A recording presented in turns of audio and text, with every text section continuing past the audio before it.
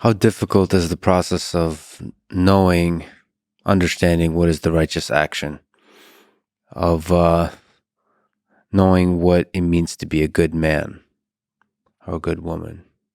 Well, the truth has consequences.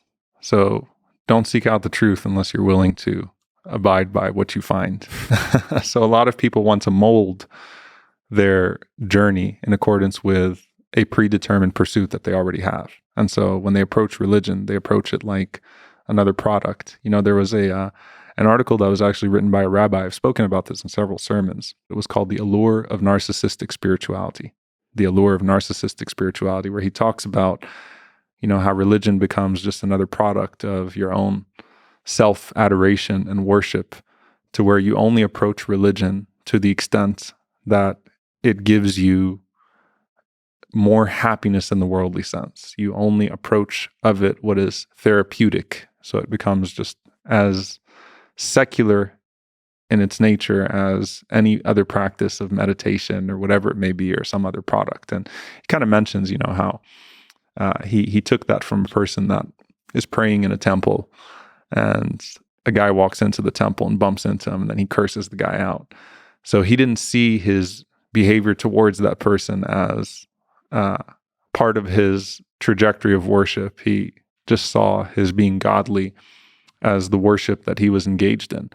The truth has consequences. The truth has circumstances that are required of you, actions that are required of you that may be somewhat inconvenient. So you have to be willing to engage in a sincere pursuit of truth and look for truth for what it is, and not simply look for comfort and convenience. And when you engage in that journey of wanting to know, you have to engage it thoroughly and sincerely, and try your best to remove any bias. I think that's what makes the religion of Islam such a phenomenon for people, that with all the Islamophobia and the bigotry towards it, it's still the fastest growing religion in the United States and the fastest growing religion in the world. And no, that's not all birth rate.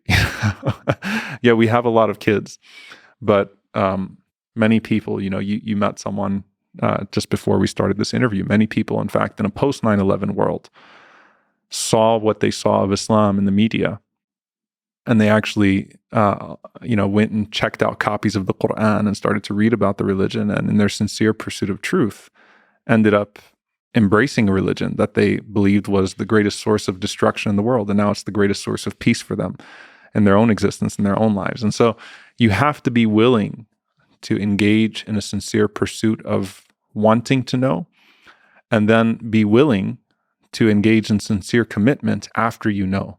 Otherwise, the heart rusts. And so there's a process, the Quran talks about this, of making the heart like fertile soil towards truth. So you have a sincere pursuit, but then at some point, if you come to know and then you ignore what you come to know, then the heart rusts, and it becomes harder to recognize it the second time around and the third time around. And so when people come to me and they say, I'm looking for something, I'm looking for God, I'm looking for my purpose, the first thing I tell them is I say, listen, what you need to do is, if you're really looking for God and you believe in God, and there are often people that say, I believe in God, but I don't know where to go with this, right? I know that there's something greater. And in Islam, we call that the fitrah, a natural disposition towards the belief in the existence of God. But where do I go from here? What do I do now? And I say, the first thing you need to do is you need to sincerely say, oh God, guide me to the truth. Call upon God sincerely. Say, I'm calling upon you alone, and I'm asking you to guide me to the truth. Show me what it is, right? And that's the heart function. Then you need to actually investigate and try to suspend bias, right? Investigate the world's religions, investigate the claims to truth, investigate, use, rational inquiry to the extent that the heart becomes satisfied, and suspend bias, and you'll be surprised. And so for a lot of people, when they come to me and they say, this about Islam, I'm like, look, if you're just going to talk to me about what you've seen of Islam in the media, if you were serious about it, if you're serious about it, then you're not simply going to be satisfied with the highly edited images and distorted facts that come towards you about this religion, right? What are you looking for, right? Are you looking for a scapegoat? Islam poses a threat to many people, right? Are you looking for a scapegoat? Are you looking for the big, bad, scary foreign enemy? Or are you looking at a religion that 1/4 of the world adheres to? And if 1/4 of us were bad, the world would not exist, right? So are you looking towards this religion that 1/4 of the world adheres to? Are you going to read about the Prophet Muhammad, peace be upon him? Are you going to read the Quran yourself? Are you going to investigate for yourself what it is that this faith has to offer and find in it a great sense of wisdom, a great sense of beauty, a great sense of truth?